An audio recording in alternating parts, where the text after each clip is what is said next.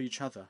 More collaboration will be pursued on health and medical care, smart manufacturing, and 5G to turn them into new engines of economic growth. We will speed up trilateral free trade negotiations and work toward signing the Regional Comprehensive Economic Partnership Agreement within this year. To strengthen regional economic linkages, we will fully leverage regional mechanisms to forestall financial risks and make our economies more resilient. All in all, China is prepared to work with Japan, the ROK, and other countries in the region to completely defeat COVID-19 as soon as possible, restore economic vitality in East Asia, and promote development in our region and the world with Oriental wisdom and strength. 提问，请南区第二排第二位男士提问，谢谢。谢谢。中央广播电视总台央视记者提问：疫情改变了人们的生活和工作方式，对今年中国外交的议程肯定也会造成一些影响。我想请问，中国外交如何来适应疫情防控常态化？今年中国外交有什么亮点值得期待？谢谢。China Central Television. COVID-19 has changed our way of life and work. It must have also affected China's diplomatic agenda in 2020. How will China's diplomacy adapt to the new normal of COVID-19 response? Anything in particular to watch for?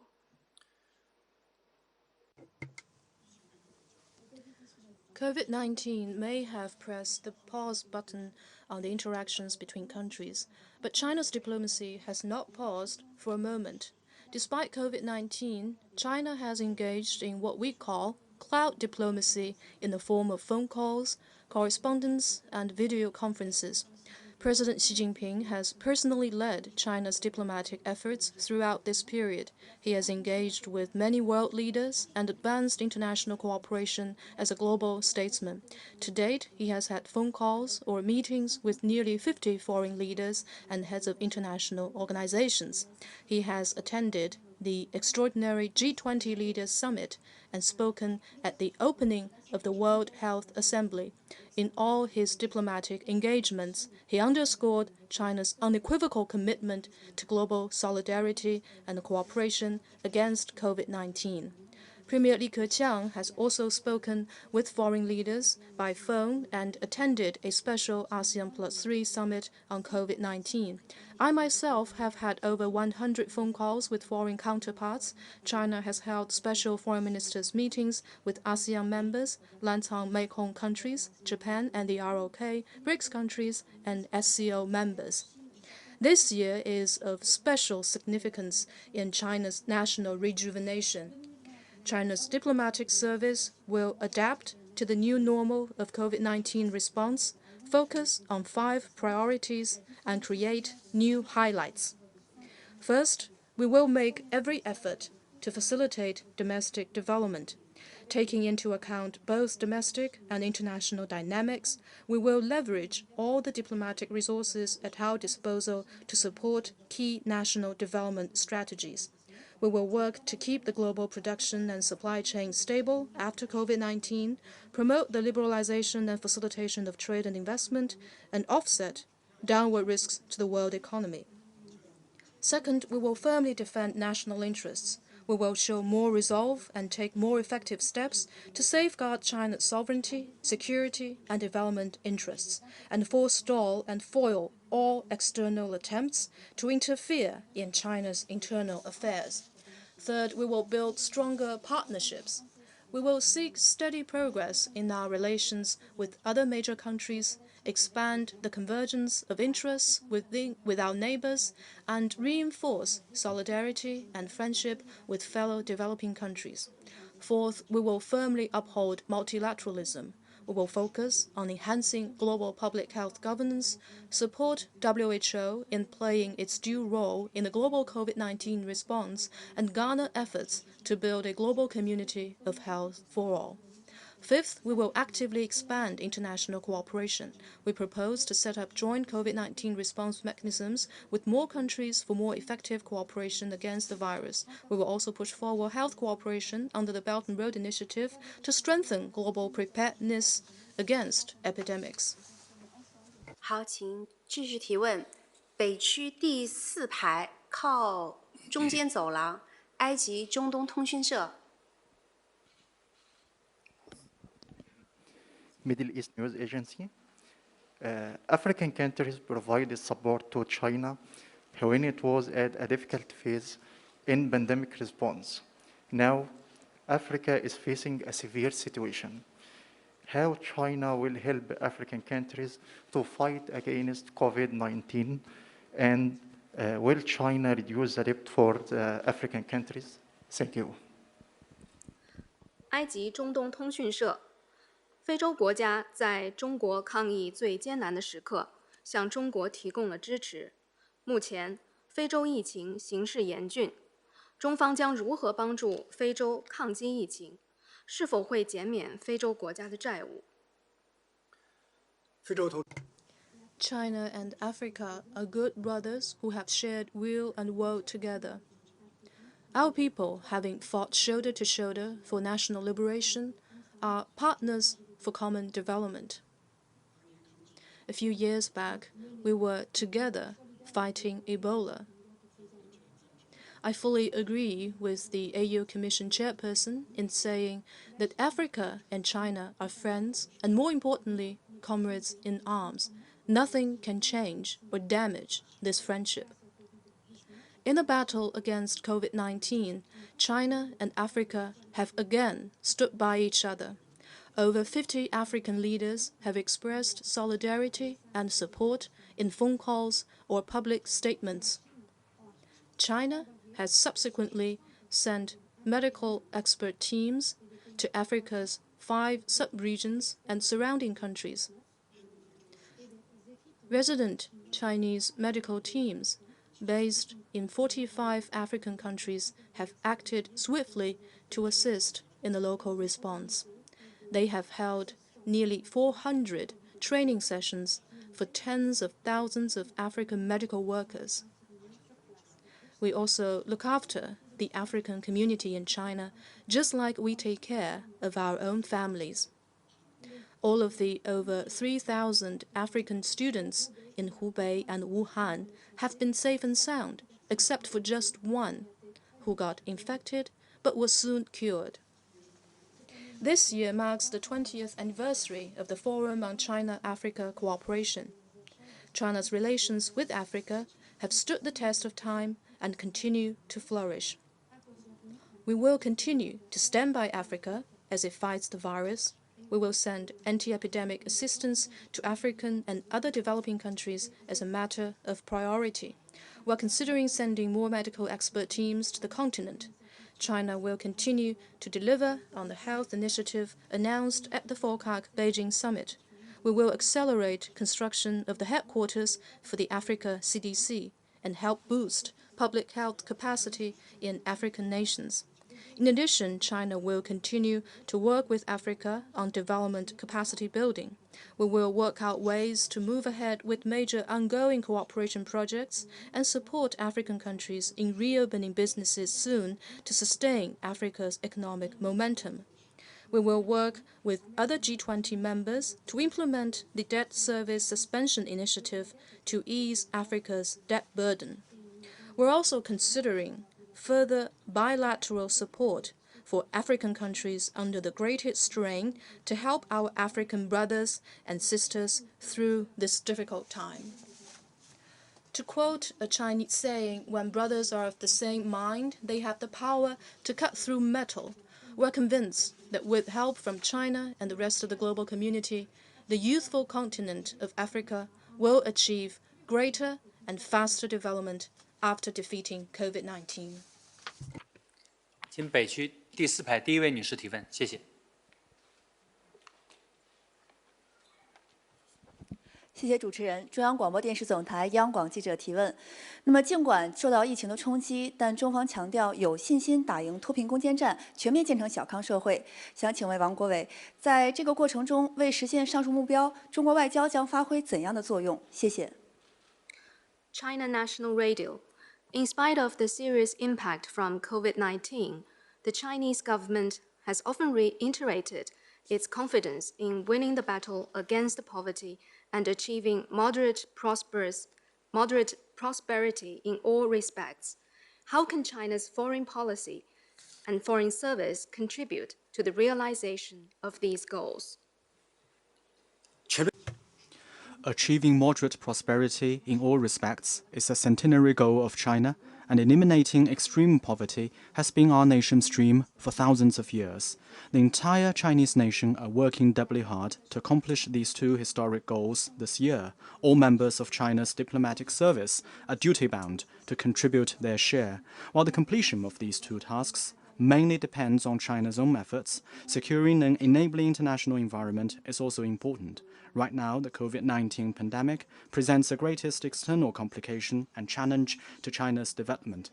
To better facilitate domestic development, we in the diplomatic service must adapt to the new realities and think out of the box to solve new problems. We will strive to minimize the pandemic's impact on our people's life and health and on China's economic and social development.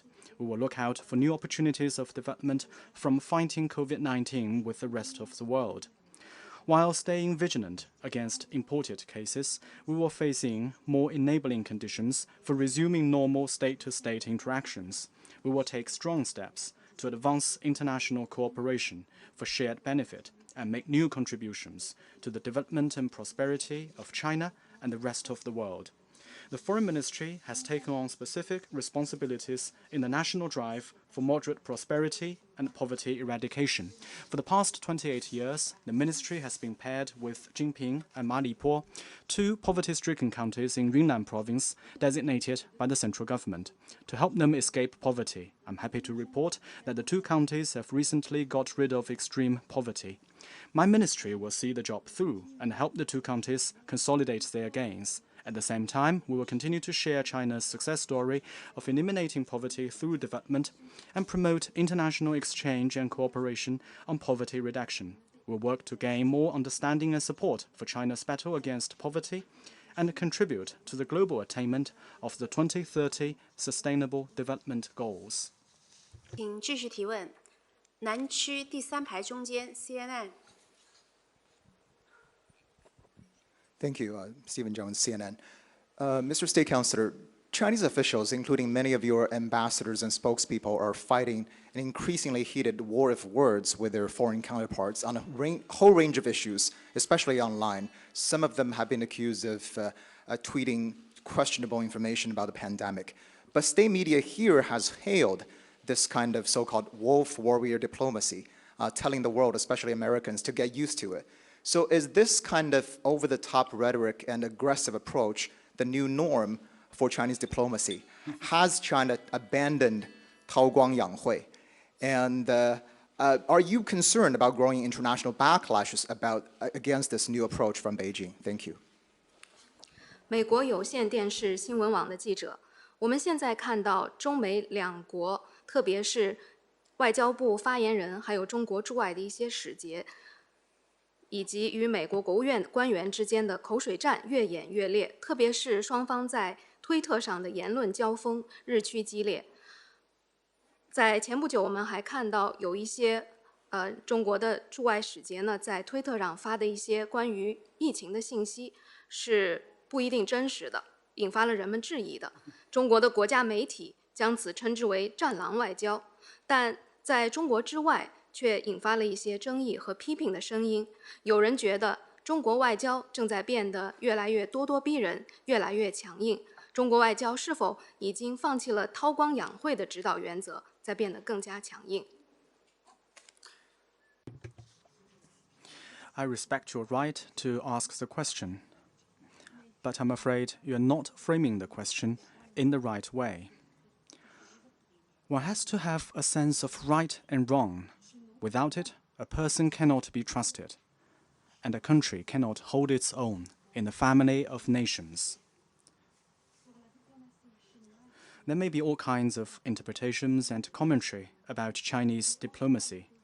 As China's foreign minister, let me state for the record that China always follows an independent foreign policy for peace. No matter how the international situation may change, we will always stand for peace, development, and mutually beneficial cooperation. Stay committed to upholding world peace and promoting common development, and seek friendship and cooperation with all countries. We see it as our mission to make new and greater contributions to humanity. China's foreign policy tradition is rooted in its 5,000-year civilization. Since ancient times, China has been widely recognized as a nation of moderation. We Chinese value peace, harmony, sincerity, and integrity. We never pick a fight or bully others, but we have principles and guts. We will push back against any deliberate insult to resolutely defend our national honor and dignity. And we will refute all groundless slander with facts to resolutely uphold fairness, justice, and human conscience. The future of China's diplomacy is premised on our commitment to working with all countries to build a community with a shared future for mankind. Since we live in the same global village, countries should get along peacefully and treat each other as equals. Decisions on global affairs should be made through consultation, not because one or two countries say so. That's why China advocates for a multipolar world and greater democracy in international relations. This position is fully aligned with the direction of human progress and the shared aspiration of most countries. No matter what stage of development it reaches, China will never seek hegemony. We will always stand with the common interests of all countries, and we will always stand on the right side of history. Those who go out of their way to label China as a hegemon are precisely the ones who refuse to let go of their hegemonic status. The world is undergoing changes of a kind unseen in a century and full of instability and turbulence. Confronted by a growing set of global challenges, we hope all countries will realize that humanity is a community with a shared future. We must render each other more support and cooperation, and there should be less finger-pointing and confrontation. We call on all nations to come together and build a better world for all. 请继续提问。请南区第4排第3位女士提问，谢谢。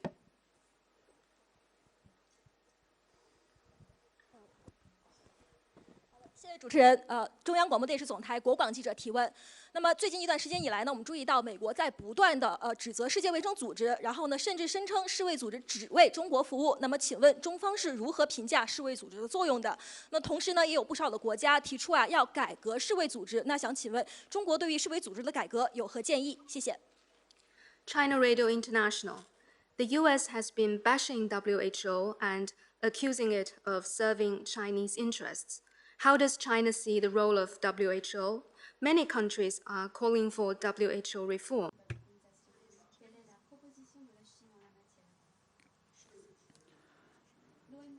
World Health Organization is a specialized UN agency with a central role in coordinating global public health matters. Dr. Tedros was elected as Director General with an overwhelming majority. He has the full confidence of the international community. The election of an African is a sign of the rising status of developing countries in international organizations. At the opening of the just concluded 73rd World Health Assembly, President Xi Jinping made a statement in which he applauded WHO's vital contributions to global COVID-19 response. His firm support for WHO was echoed by many countries. As for WHO's international standing and its place in history, I'm sure clear-eyed people the world over will reach a fair conclusion, one that will not be altered just because some country doesn't like it. Those who throw mud at WHO will only leave a stain on themselves. Since the start of the outbreak, WHO, under the leadership of Dr. Tedros, has followed science and given timely and professional advice at every turn. It has done a good job and performed its mandate. What we are seeing is this. Those countries that heeded and followed WHO advice are more successful in bringing the virus under control, while those that ignored or rejected its advice are paying a heavy price. Let me also stress this. WHO is an international body made up of 194 sovereign states. It does not serve any particular country, and it should not defer to any country that provides more funding than others. In the face of COVID-19, those attempts to attack or blackmail WHO are lacking in basic humanity and will be rejected by the international community. Nothing is more precious than life. Nothing is more important than saving lives. To support WHO is to support saving lives. I believe all countries with decency will choose to do so. As for WHO reform, actually the organization would undertake a comprehensive review and evaluation in the wake of every major epidemic. But the purpose of such review is to uphold rather than undermine multilateralism and to support rather than undercut WHO.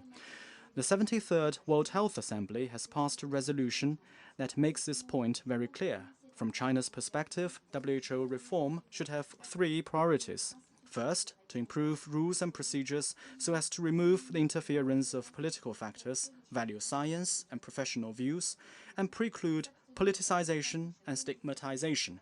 Second, to equip WHO with more resources and enable it to better tackle global public health crises.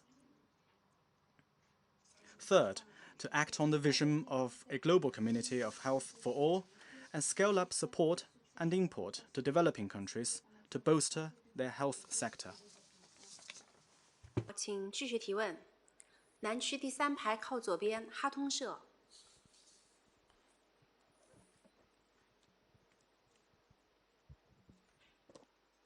哈同事，下午好。受新冠疫情影响，世界经济遭受巨大损失。请问，中方将采取哪些措施恢复同“一带一路”的国家间的合作？谢谢。Cutting form. COVID-19 has caused great economic losses worldwide. What steps will China take to revive cooperation with Belt and Road partner countries? 哈萨克是 Kazakhstan is the first country to begin Belt and Road cooperation with China. So in response to your question, let me say that indeed COVID-19 has affected Belt and Road cooperation to some extent. The impact is temporary and limited. From an overall and long-term perspective, COVID-19 will only strengthen and re-energize Belt and Road cooperation and open up new possibilities. Belt and Road cooperation is built on its real benefits to the people in partner countries. Over the past 7 years, China has signed Belt and Road cooperation documents with 138 countries. More than 2,000 projects have been launched and tens of thousands of jobs created in the partner countries. Many of the infrastructure and livelihood projects have played a vital role in COVID-19 response. For example, energy projects along the China-Pakistan economic corridor have kept running and provided 1/3 of the country's electricity. While most of the air freight services have been suspended or cancelled, the China-Europe Railway Express has seen its services and cargo volume increase by 24% and 27% between January and April, delivering nearly 8,000 tons of anti-epidemic supplies in total. The railway has truly served as a lifeline for freight transportation between Asia and Europe. Belt and Road cooperation is driven by a strong and shared commitment to common development. Over the past 7 years, China's trading goods with Belt and Road partner countries has exceeded $7.8 trillion, and direct Chinese investment in the partner countries has topped $110 billion. Despite the impact of COVID-19, Chinese investment in Belt and Road partner countries increased by 11.7% in the first quarter, and trade with them was up by 3.2%. Steady progress is being made in the China-Laos Railway, the Budapest-Belgrade Railway, the dual-fuel power plant in Cambodia, and the CBD project in the new administrative capital of Egypt. Construction has resumed for a number of projects suspended due to COVID-19. All this will generate strong impetus for the host country's efforts to beat the virus and revitalize the economy. The future of the Belt and Road Initiative lies in expanding the cooperation to new areas. Emerging from COVID-19, countries will have a stronger need to grow the economy and improve lives, as well as a surging demand for public health cooperation. China will work with the partner countries to advance health cooperation along the Belt and Road and convene a high-level video conference to better protect people's health and safety in the partner countries. China will also advance the digital Belt and Road to create new engines of growth for the partner countries and new impetus for global recovery. In sum, China is as confident and determined as ever to promote Belt and Road cooperation. We will continue to follow the principle of consultation and cooperation for shared benefits and support open, green, and clean development. By aiming for high standard, people-centered, and sustainable progress, we will make the Belt and Road a model of development, cooperation, and health for all involved. 请北区第3排第4位女士提问，谢谢。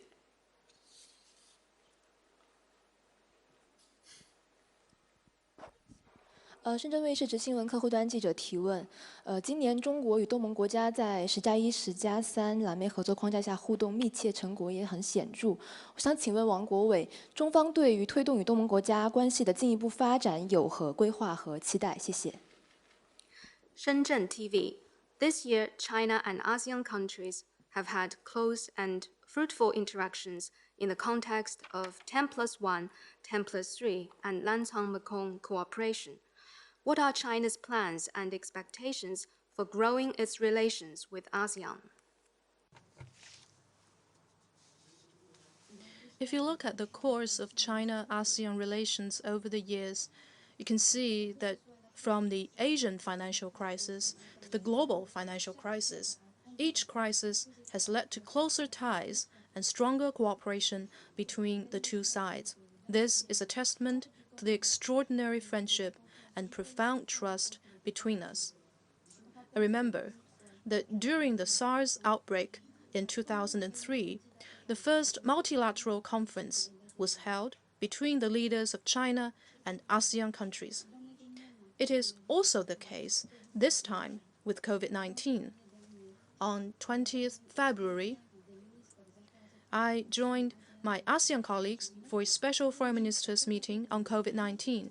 We held hands, stood shoulder to shoulder, and chanted, "Stay strong, Wuhan, stay strong, China, stay strong, ASEAN." To this day, that heartwarming moment still inspires the people in China and ASEAN. Thanks to joint efforts, China-ASEAN cooperation continued to grow despite COVID-19.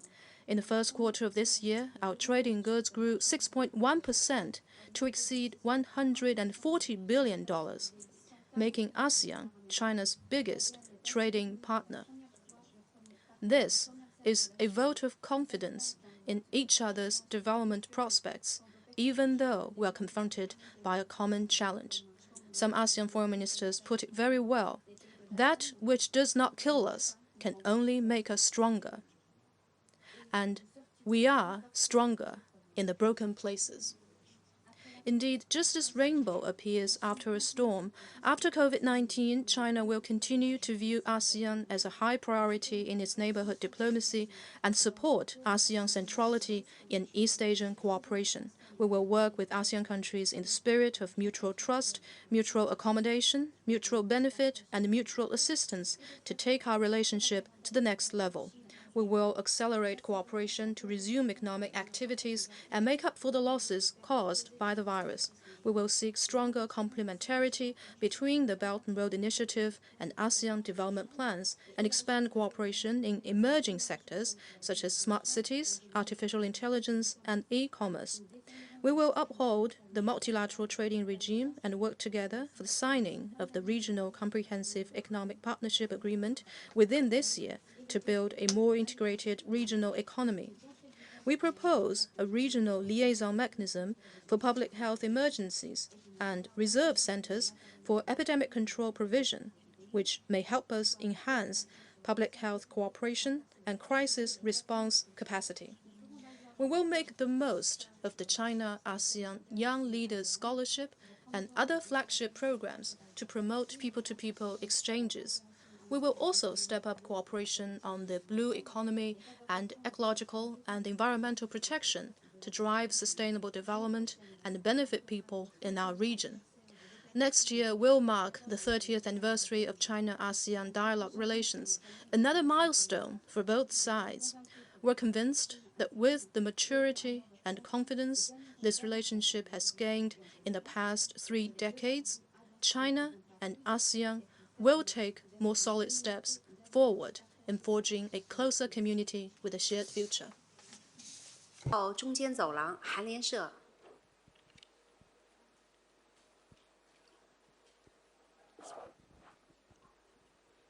谢谢主持人。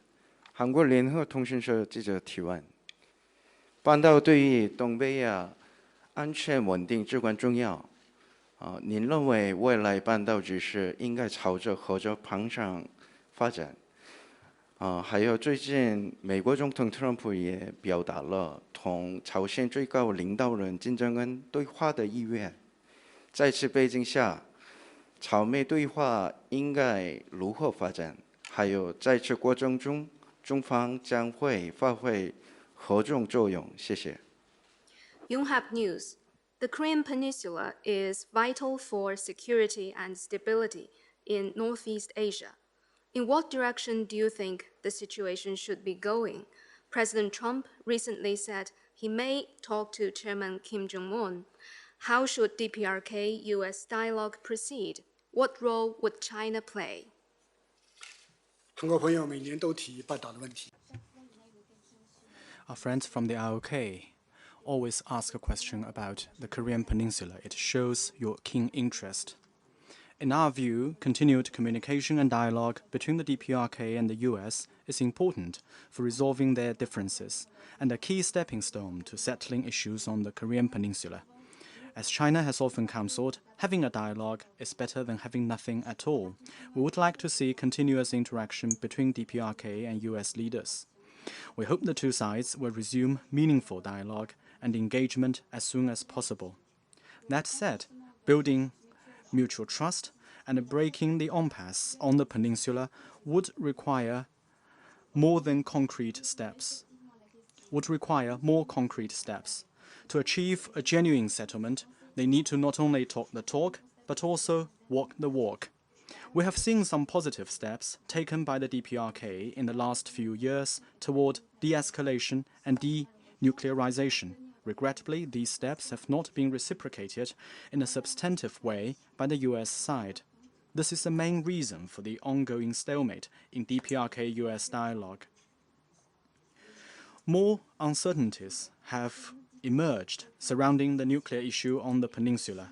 China and Russia have long introduced a draft resolution at the UN Security Council for a political settlement of Korean Peninsula issues, and repeatedly called on the Council to discuss rolling back sanctions as stipulated in relevant resolutions. This would help ease economic and livelihood hardships in the DPRK and create conditions for the political settlement of the peninsular issues. We call on the US and other parties to take this proposal into serious consideration and stop squandering the hard-won outcomes of previous dialogue. The general outline of settling the nuclear issue is clear.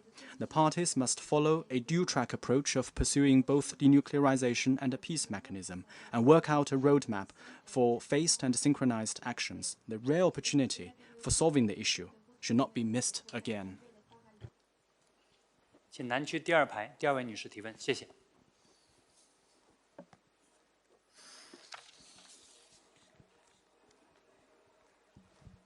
谢谢主持人。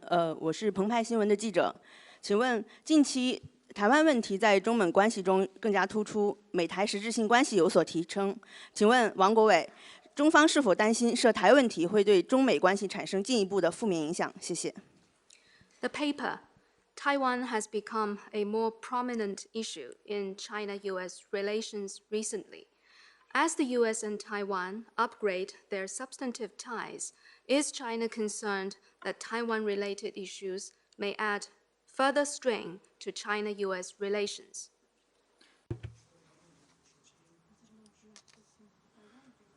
On this question, let me first say that the 23 million people in Taiwan are our fellow compatriots. We have closely followed the COVID-19 developments in Taiwan, and we send our best wishes for the health of our Taiwan compatriots. Since the beginning of the COVID-19 situation, we have taken good care of our Taiwan compatriots on the Chinese mainland and given whatever help we can to those staying abroad. We will continue to do our utmost to meet Taiwan compatriots' needs in fighting COVID-19. The Chinese government and WHO have, in keeping with the One China principle, made proper arrangements for Taiwan to participate in global health affairs as a region of China.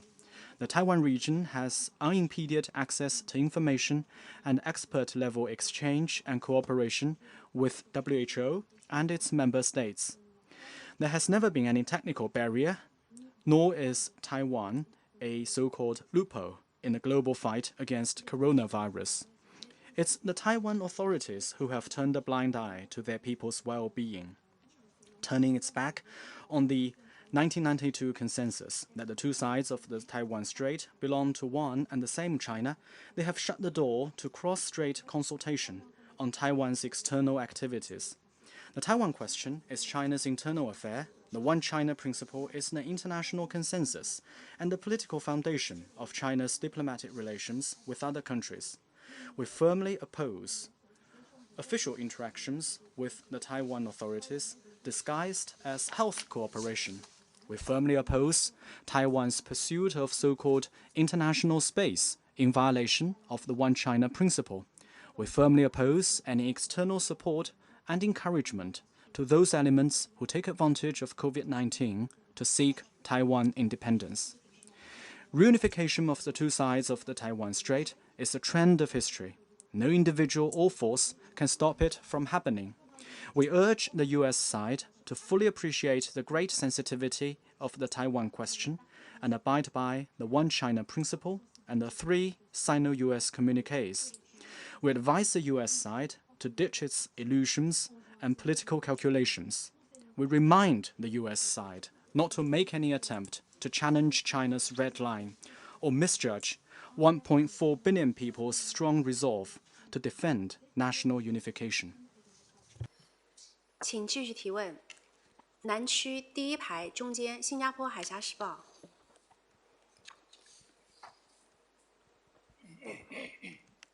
王国维好，我是新加坡海峡时报提问，请允许我用英语来提问。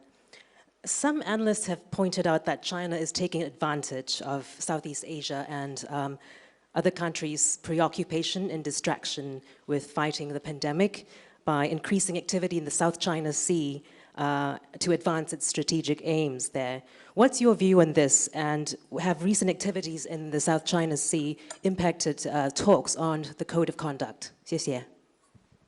新加坡海峡时报，一些专家指出，近2个月以来，当东南亚国家和美国疲于应对新冠疫情之时，中国则在加大在南海的活动，以期实现其战略目标。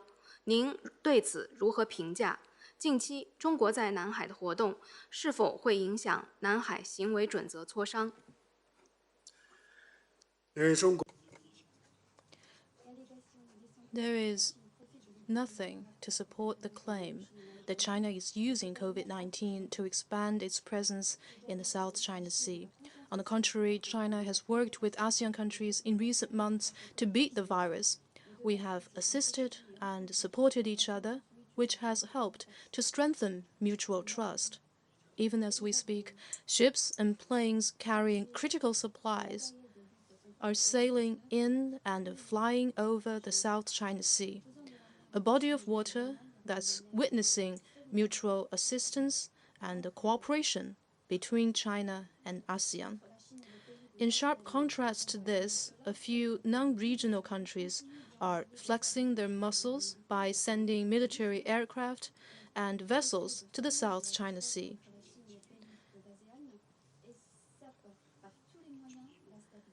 Their ill-intentioned and despicable moves are meant to sow discord between China and ASEAN countries and undermine the hard-won stability in the region. In recent years, the situation in the South China Sea has stabilized due to the joint efforts of China and ASEAN countries. A lot of progress has been made in our cooperation on maritime search and rescue, as well as marine conservation and research. The COC consultations are proceeding smoothly and speedily, with the second reading of the text already begun.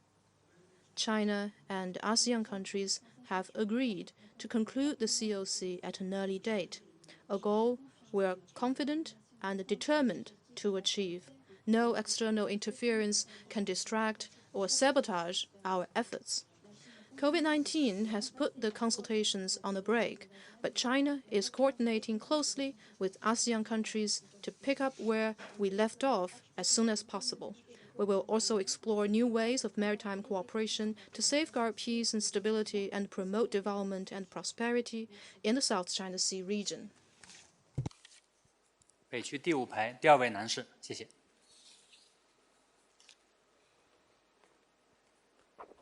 谢谢主持人，王国伟您好，我是中国新闻社记者。我们注意到疫情发生以来，中国外交部和驻外使领馆为了帮助海外中国同胞解决困难，做了大量的工作。请问您能否谈一谈相关的体会和感受？谢谢。China News Service. Since COVID-19 emerged, the Chinese Foreign Ministry and its missions abroad have put in a lot of efforts to help Chinese nationals encountering difficulties in their host countries. Could you share more on that? Since the onset of COVID-19, the well-being of overseas Chinese nationals has been close to the heart of the motherland. General Secretary Xi Jinping stressed on more than one occasion the need to ensure their safety and health. Acting on this, the Foreign Ministry and Chinese diplomatic and consular missions all over the world swiftly mobilized resources and conveyed to every Chinese national abroad the care and solicitude of the CPC and the government. An unprecedented operation was launched to provide consular protection to Chinese nationals wherever they are in the world. We reached out to fellow Chinese all around the world to help address their difficulties. We invited leading Chinese experts to share COVID-19 prevention tips with overseas students via video link. We coordinated with other agencies to send over 20 medical expert teams to as many countries to provide guidance for Chinese citizens. We helped Chinese nationals get in touch with local health providers and with experts in China, the latter via telemedicine platforms. We paid particular attention to the well-being of Chinese students, and by one way or another, managed to deliver over 1 million health kits, which are symbols of the motherland's care, to those who need them. The Foreign Ministry's consular hotline 12308, which runs 24/7, handled over 200,000 calls in March and April alone, which means more than 3,600 calls per day. We take every call seriously and make sure that the caller's concerns are noted down and addressed in each case. In this way, we keep the channels open for every overseas Chinese in need of help. Shortly after COVID-19 started, we chartered planes to bring back citizens stranded abroad. As infections spiked in some countries, we arranged ad hoc flights for Chinese nationals who had an urgent need to return. Serving the people is the abiding mission of Chinese diplomats. The past few months have been an extraordinary time for us. Our entire diplomatic service, from heads of mission to everyone in our embassies and consulates, have acted with a strong sense of responsibility and dedication to their job. They have braved the risk of infection and readily made sacrifices. Finally, a word to our fellow Chinese abroad. Whatever happens, the motherland is always behind you, and Chinese diplomatic and consular missions will always be there for you. 问，南区第4排靠近中间走廊8通社。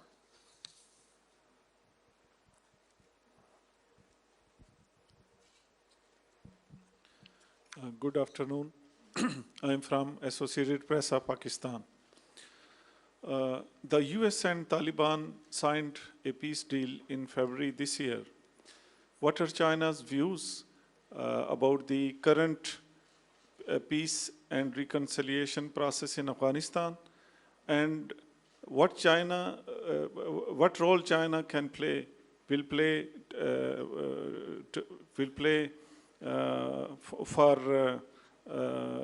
for peace and reconstruction in Afghanistan? Thank you.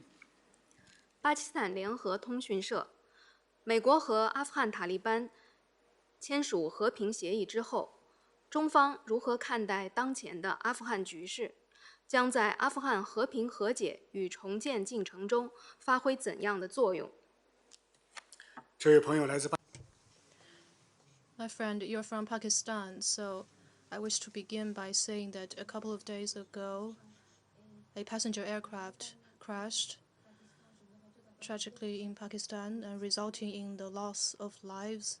So I wish to use this opportunity to express our most sincere sympathies.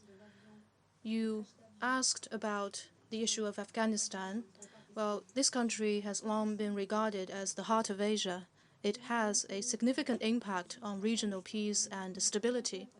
The fast-moving events in recent months have taken the country closer to peace than ever. But the road ahead is far from smooth. As we see it, 5 things cry out to be done. First, consolidating government unity. We welcome President Ghani and Dr. Abdullah's agreement to form a unity government and look forward to its normal functioning as early as possible. Second, establishing the framework for talks. We call on all factions to immediately cease hostilities and reach an early agreement on the arrangements for intra-Afghan talks on the country's future political architecture. Third, withdrawing foreign troops in an appropriate and orderly manner. The U.S. troop withdrawal must proceed in a responsible way without undermining the interests of Afghanistan or other countries in the region. Fourth, combating terrorism. All parties need to stay focused on this to prevent a regrouping of terrorist forces. Fifth, securing external support. Afghanistan's relations with Pakistan and other countries need to be further improved. More needs to be done to mobilize greater international support and collaboration for the peace and reconciliation process. In China's view, the process must be guided by 3 principles. First, it should be Afghan-led. It must be left to the people of Afghanistan to decide their country's future and grasp the nation's destiny in their hands. Second, it should prioritize peace. No party may resort to the use of force to advance their interests. Third, the process should be broadly representative and inclusive to set the stage for a more inclusive, united, and energetic Afghanistan. The Afghan people are entitled to a better life free from the shadow of war. As close neighbors and brothers, the Chinese people have stood shoulder to shoulder with them. Going forward, China will continue to play an active and constructive role in promoting intra-Afghan talks, restoring peace and stability, and advancing economic recovery in Afghanistan and facilitating its participation in regional cooperation. 请南区第4排第4位男士提问，谢谢。谢谢主持人，我是湖北广播电视台融媒体新闻中心的记者。因为疫情，武汉在全世界变得很有名。我们知道外交部为替武汉证明、打赢武汉保卫战付出了巨大的努力。我的问题是，随着湖北走出疫情的阴影，外交部还将为湖北的发展和开放提供哪些帮助？谢谢。Hubei TV, Wuhan has become known to many people in the world because of COVID-19. The Foreign Ministry has done a lot to clear its name and help the city beat the virus. As Hubei comes out of the shadow of COVID-19, what will the Foreign Ministry do to assist its development and opening up?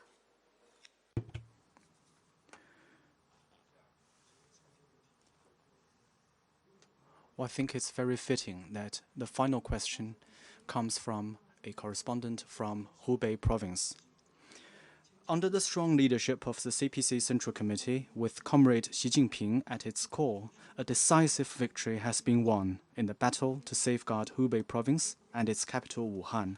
In this extraordinary battle, the people of Hubei and Wuhan have made enormous efforts and sacrifices, as well as a significant contribution to COVID-19 response in and beyond China. On behalf of the nation's diplomatic service, I wish to pay high tribute to the heroic people of Hubei and Wuhan. We in the diplomatic service have contributed our share to the battle of safeguarding Hubei and Wuhan. Under the direction of the Central Guidance Group, the Foreign Ministry sent a team to Wuhan to help mobilize anti-epidemic resources and coordinate the distribution of international donations.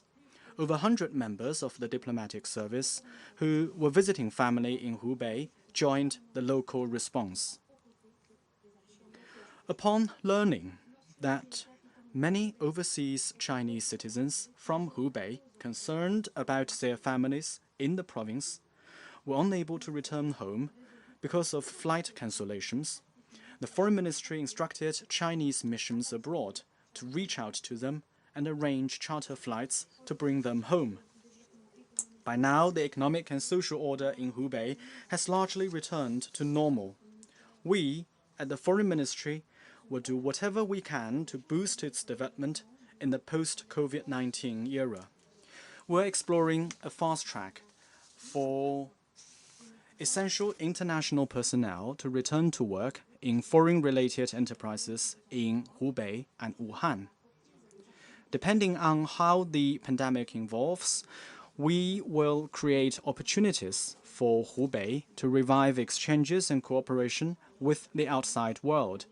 When the time is right, the Foreign Ministry would love to hold a special promotion event to showcase the new Hubei and Wuhan that have emerged stronger from COVID-19.